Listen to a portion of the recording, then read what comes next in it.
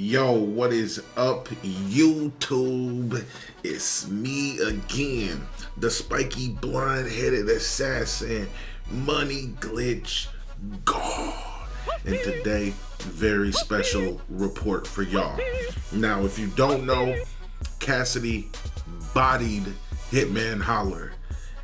Hitman Holla, if you hear me, got bodied by Cassidy. It's amazing. I knew it was gonna happen, but if you've seen it, it was incredible. First of all, during the face-off, Hitman Holla was clearly scared. Okay, he went and got a bag with an imaginary pistol in it, and then a dude from California put up a YouTube video. You should look it up. Hitman Holla exposed. This came out a day after the face-off came out. So Cassidy had the time to see what was going on in the reaction to the face-off, because Hitman Holla sat there and told his side of the story for like 4 hours after Cassidy and his whole crew was outside, just outside. You feel me? It's a difference when you outside. But anyway, brand new controller finally don't walk by itself. But it was very interesting, okay? Hitman Holla came out first, doing his little bully thing. And the thing about him being tough or whatever, yeah, you could be tough with T-Rex and his uncle and Lil Ray Ray from up the street when you going back and forth. Or even you could be tough with Shotgun Suge, supposed to be big, but everybody else littler than him. But Cassidy had some gorillas on stage with him. He had the professional industry bodyguard niggas with him. People even made fun of him in that Homer Simpson fading into the back. If it's like that, then it's a whole different thing. That nigga Show Out or whatever your name is, Showtime, his little brother, classic ignorant little nigga. He was about to get destroyed.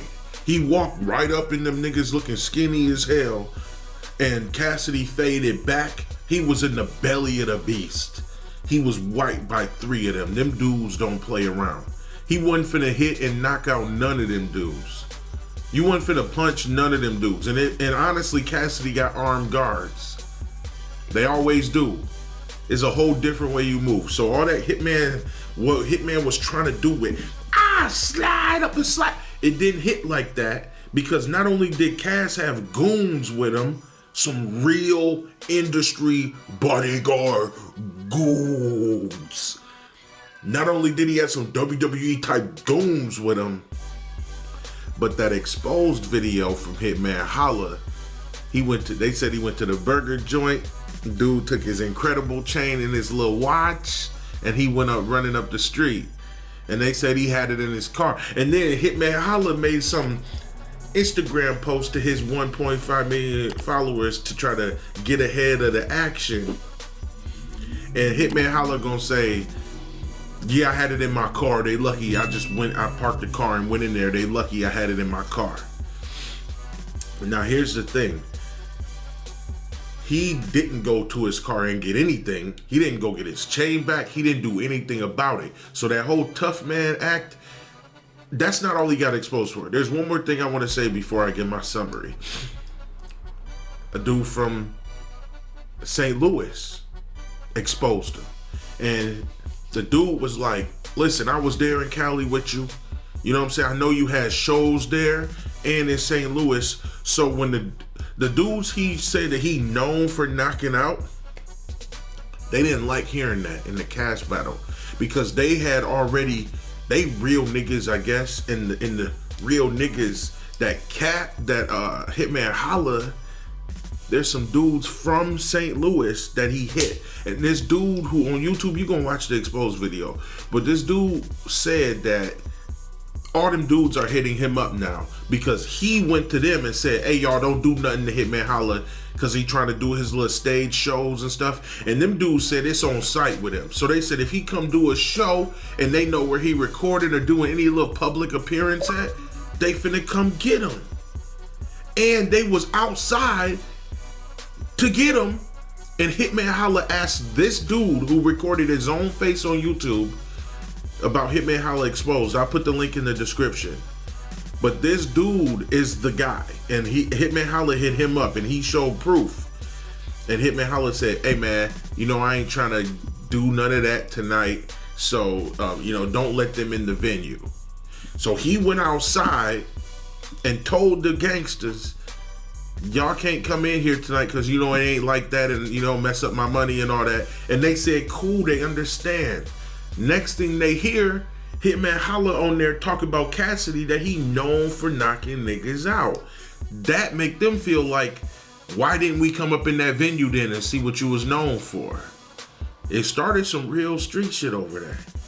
And he was clearly terrified knocking in his boots in there with Cassidy. He said, "I'm by myself." And he got it in the bag. You know, it would have been really bad for Hitman Holla, but nobody else was immature like him. He clearly is not achieving the things he claims he is. And if he is, he's not satisfied with who he is as himself, because he was being very defensive in there for no reason.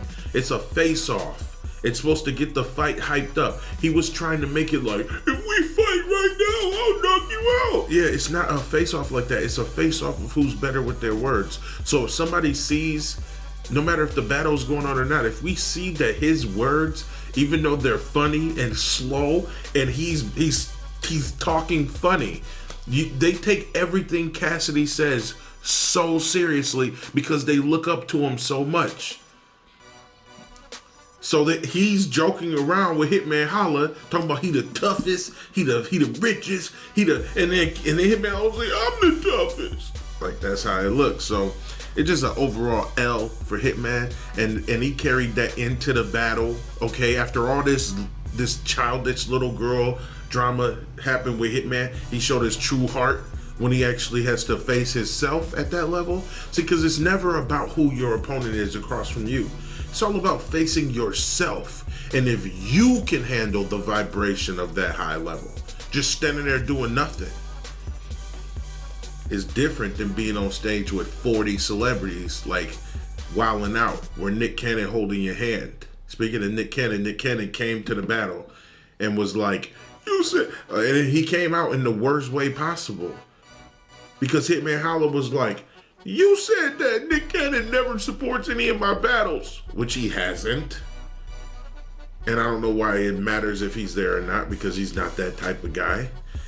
But then Nick Cannon came out and was like, "I'm here, I'm supporting his battle." It was really cringy. So all these people, all these battle rappers are trying to use their platform to promote the fake fallacy that Hitman Holla tied in the second round with Cassidy, and that he won the third round. No, sir. He didn't win any of it because he was it doesn't restart after the round is over. What he said to him to humiliate him was the worst thing that could be said. And just like Cassidy said, "I'm getting real personal with you, exposing you for not being the person you think you are, while you up here giving me mixtape verses." He up there like, I get into the car and everybody giving them hell, and then I spin the go-kart around and give them a shell, and everybody's like, "Wow, that's so cool. You said you're gonna spin your go-kart around like Mario Brothers and then give them a shell while the car is spinning." But Hitman Holla, when have you ever been in a car that was spinning around? I'm from Wisconsin. We barely spin around when it's snowing, and we drive really fast in the parking lots and turn our wheel just to spin a little bit. And you're telling me you out here spinning in cars and shooting shells like Mario Brothers, and he's talking to you, attacking your character, your integrity, your word, all your worth as a man, and he's saying real things to you. And you're talking about spinning Mario Kart shells around and stuff. You never said anything real about him. You said that he, I ain't gonna bring it up, but you said some weird stuff that's like label character assassination type things. Everybody in the world knows if you're smart. I'm gonna leave it on this. If you're smart, you know, if you're in the industry, that when these companies, mostly ran by these certain types of people, are done with you, the character assassinates you so that you cannot benefit from your own name they created from you. Because obviously it's not your real name. Cassidy isn't his real name. It's Barry Anthony Reese. So they character destroy the Cassidy name if you don't do what these labels and stuff tell you to. That's how it is. That's how they take the power back from the black man. All right, y'all. Cassidy 3-0. I watched it. If you want to watch it, I might do a Twitch watch party, okay?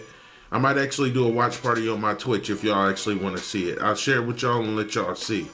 But Cassidy 3-0.